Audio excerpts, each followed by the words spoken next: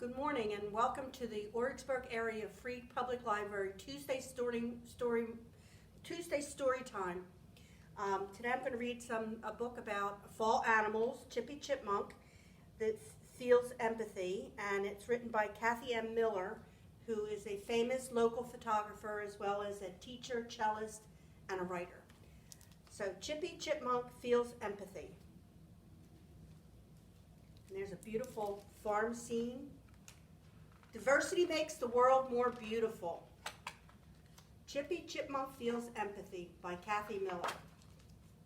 Who will I find in the garden today? Chippy wondered. He scrambled out of his burrow and sprinted down the path.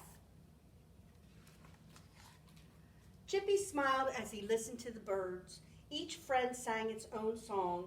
All together they made a glorious chorus among the sweet-smelling blossoms. Baby, canary, bubblesy, all the different birds. Chippy dashed off to forage for food. His burrow's pantry was almost empty, so he stuffed his cheeks with treats as fast as his paw could pack them in. This will be a record-setting day. I'm collecting more nuts than ever, he says. He worked quickly all day until suddenly the sound of something nearby made him pause. Crunch, rustle, scratch, scratch. He inched closer to investigate. Oh no, Chippy worried when he spotted a newcomer. I won't have a record-setting day if I have to share any of these acorns. He assumed this stripeless stranger was a squirrel, so he shouted, "Shoo, squirrel!" I'm not a squirrel. I'm a chipmunk, and my name is Harriet. A chipmunk, Chippy squealed in disbelief. But you don't have any stripes. Chipmunks have stripes. His friend, the rabbit, happened to be close by. He hopped over to whisper a clever question for Chippy to ask Harriet. Okay, Harriet, since you claim to be a chipmunk, what tree is your nest in? Harriet sighed. I don't live in a tree. I used to live in a cozy burrow underground until a flood destroyed my home. Now I'm looking for a new place to dig. Will you help me? But all Chippy could think about was his goal to have a record-setting day. I don't have time to help you, he said, and he chased her away. The bushy-tailed squirrel, clinging to a nearby tree, spotted Harriet running past. He hollered, "Don't run away! There's room in the garden for everyone!" The peacock heard the kerfuffle and gave his feathers a ruffle. Hey, Chippy, he said, do you remember a time when you needed help? How did you feel? Can you imagine how Harriet is feeling? How about showing some empathy?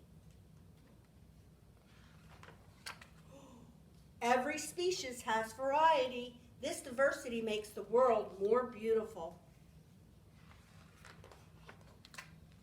My friend and I may look different on the outside, but inside we're the same. Chippy thought about these words, diversity and empathy. He thought here, and then he thought there, and then he thought everywhere. He looked up to see the great blue heron taking flight.